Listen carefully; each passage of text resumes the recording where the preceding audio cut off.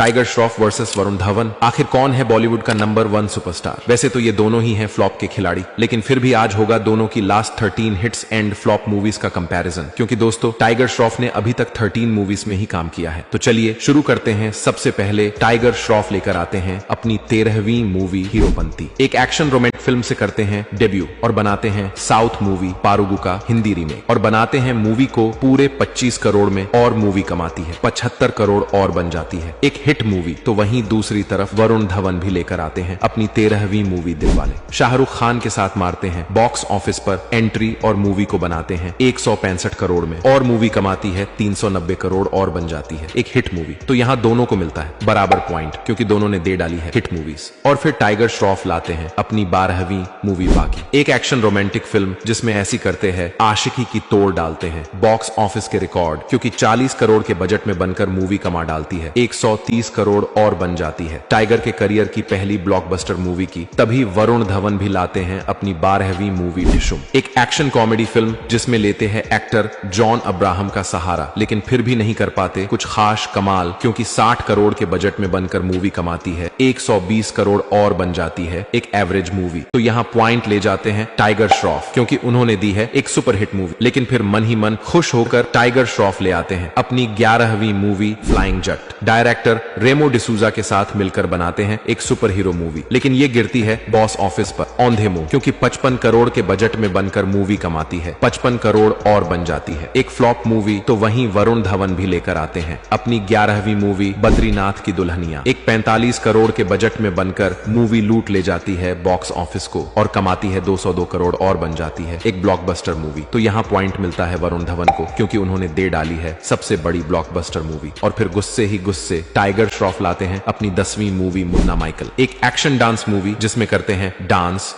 और सिर्फ डांस, लेकिन फिर मूवी हो जाती है बेहाल, क्योंकि 45 करोड़ के बजट में बनकर कमाती है 48 करोड़ और बन जाती है एक फ्लॉप मूवी। तो वहीं दूसरी तरफ वरुण धवन भी लेकर आते हैं अपनी 10वीं मूवी जुड़वा 2, पापा के साथ मिलकर बनाते हैं सलमान खान की मूवी जुड़वा का ही रीमेक पूरे 65 करोड़ में, लेकिन मूवी उड़ा देती है बॉक्स ऑफिस के फ्यूज और कमाती है 230 करोड़ और बन जाती है सुपरहिट मूवी। तो यहाँ एक पॉइंट ले जाते हैं वरुण धवन, क्योंकि टाइगर श्रॉफ ने तो दे डाली है एक फ्लॉप मूवी की। तभी फिर टाइगर श्रॉफ की आती है 9वीं मूवी बागी 2, एक एक्शन थ्रिलर फिल्म जिसमें ऐसा करते हैं एक्शन की तोड़ फोड़ देते हैं बॉक्स ऑफिस के सारे रिकॉर्ड, क्योंकि 60 करोड़ के बजट में बनकर मूवी कमा डालती है 260 करोड़ और बन जाती है मूवी टाइगर के करियर की सबसे बड़ी ब्लॉकबस्टर मूवी। और फिर वरुण धवन की भी आती है 9वीं मूवी अक्टूबर, एक रोमांटिक ड्रामा फिल्म जिसमें वरुण धवन की एक्टिंग की लोग आज भी करते हैं जमकर तारीफ, लेकिन मूवी भी फिर टिक नहीं पाती बॉक्स ऑफिस पर, क्योंकि 45 करोड़ के बजट में बनकर कमाती है 62 करोड़ और रह जाती है एक एवरेज मूवी। तो यहाँ एक पॉइंट मिलता है टाइगर श्रॉफ को, क्योंकि उन्होंने दी है सबसे बड़ी ब्लॉकबस्टर मूवी। और फिर मन ही मन खुश होकर टाइगर श्रॉफ लेकर आते हैं अपनी 8वीं movie student of the year 2,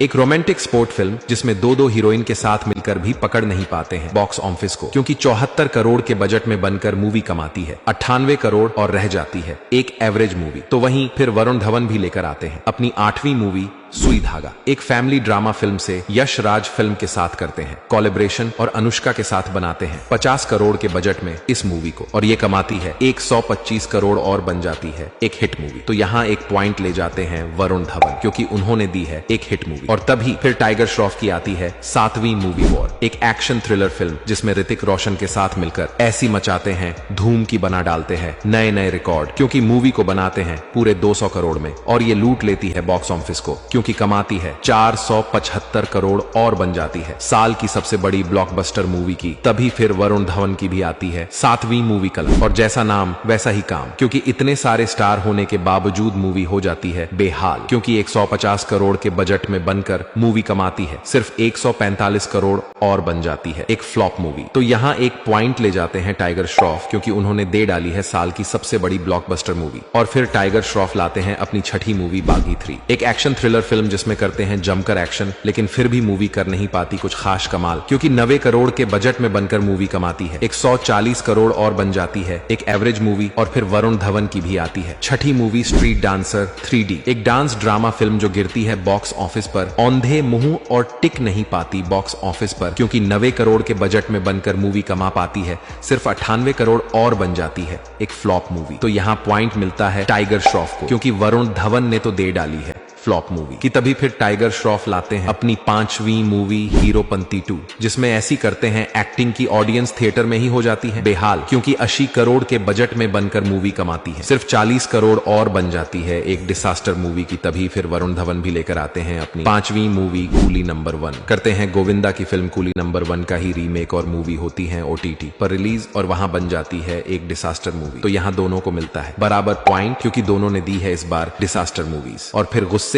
tiger Shroff लाते हैं अपनी चौथी मूवी गणपत, एक एक्शन थ्रिलर फिल्म जिसमें ऐसी कर देते हैं एक्टिंग की ऑडियंस हो जाती है वहीं बेहोश, क्योंकि 200 करोड़ के भारी भरकम बजट में बनकर मूवी कमाती है मात्र 20 करोड़ और बन जाती है साल की सबसे बड़ी डिसास्टर मूवी। और फिर वरुण धवन भी लाते हैं अपनी चौथी मूवी जुग जुग जियो, लाते हैं अनिल कपूर के साथ एक कॉमेडी ड्रामा फिल्म जिसको बनाते हैं 85 करोड़ के बजट में और मूवी कमाती है 140 करोड़ और बन जाती है एक हिट मूवी। तो यहाँ पॉइंट ले जाते हैं वरुण धवन, क्योंकि टाइगर श्रॉफ ने तो दी है साल की सबसे बड़ी डिसास्टर मूवी। और फिर टाइगर श्रॉफ लेकर आते हैं अपनी तीसरी मूवी बड़े मियां छोटे मियां, एक एक्शन साई-फाई फिल्म जिसमें अक्षय कुमार के साथ साथ भी गिरते हैं औंधे मुंह, क्योंकि पूरे 300 करोड़ के बजट में बनकर भी मूवी कमाती है 108 करोड़ और बन जाती है साल की सबसे बड़ी डिसास्टर मूवी। तो वहीं दूसरी तरफ वरुण धवन भी लेकर आते हैं अपनी तीसरी मूवी भेड़िया, एक हॉरर कॉमेडी फिल्म से करते हैं स्त्री यूनिवर्स में एंट्री, लेकिन फिर भी ऑडियंस होती है इससे थोड़ी ना खुश, क्योंकि 60 करोड़ के बजट में बनकर मूवी कमाती है 95 करोड़ और बन जाती है एक एवरेज मूवी। तो यहाँ एक पॉइंट ले जाते हैं वरुण धवन, क्योंकि टाइगर ने तो दे डाली है साल की सबसे बड़ी डिसास्टर मूवी। और फिर टाइगर श्रॉफ की आती है दूसरी मूवी सिंघम अगेन,